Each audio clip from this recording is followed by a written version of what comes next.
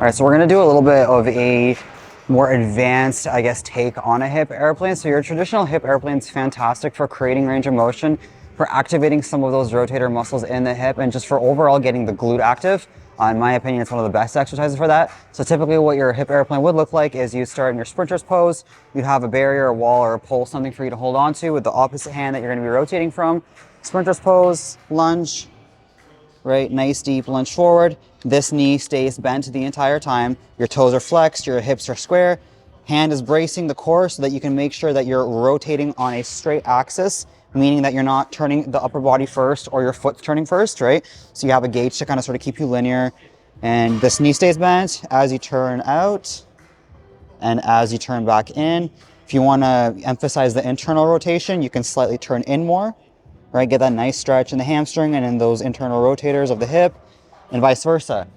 Sometimes this is great, sometimes it's not enough. For the people who struggle with either the external rotation on one leg or the internal rotation on the other leg, we can load it, meaning that you add a little bit of overpressure or some weight in the position that you want to better improve on that side.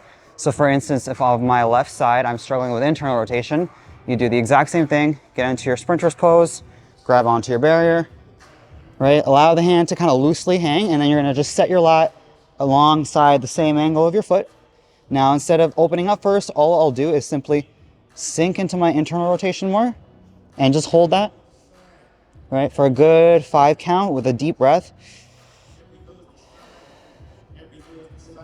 right? And then you're gonna come back up to straight. Same thing, load it, let it pull you. Almost as if like you're twisting inward, but remember that your spine is rotating with the same axis as your foot, right? Here, and vice versa. Now let's say, for example, I was struggling with external rotation, or my external rotation is limited. To create the space, we do the hip airplane loaded in the external rotation position. So same thing, sprinter's pose, reverse lunge, right, almost.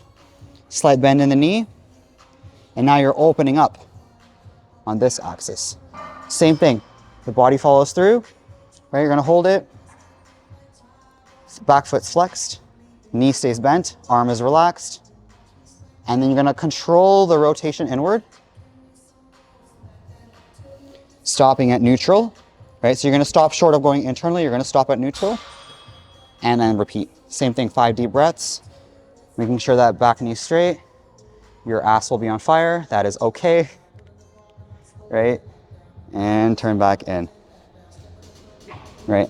If you wanna equalize everything, you can repeat the entire thing on both legs. But again, emphasize the internal rotation on the one leg you have an issue with, emphasize the external rotation on the other leg, and then you can just finish off with maybe 1 or 2 reps of the full range of motion just to get a feeling for how the hip feels after. Give this a try, see how it feels.